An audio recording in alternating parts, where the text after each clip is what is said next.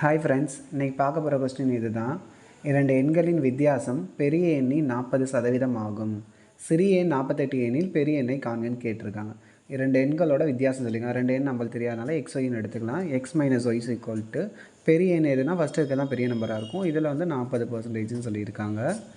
அதுக்கடுத்து சிறிய நம்பர் என்னன்னு சொல்லியிருக்காங்கன்னா 48ன்னு சொல்லியிருக்காங்க. அப்போ ஒய் ஒரு இடத்துல நம்ம 48ன்னு சப்ஸ்டிட் பண்ணி இதை அப்படியே ப்ரொசீஜர் படி சால்வ் பண்ணோம்னா நம்மளுக்கு ஆன்சர் வந்துடும்.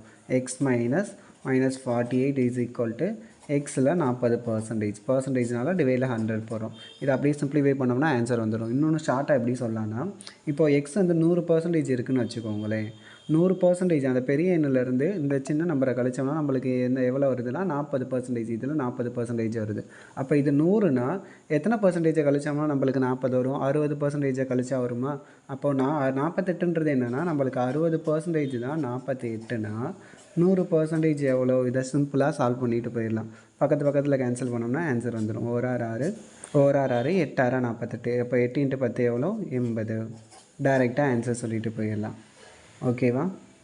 80ன்றது தான் அந்த நம்பர். அப்படி இல்லைன்னா இந்த மாதிரி கூட சால்வ் பண்ணலாம்.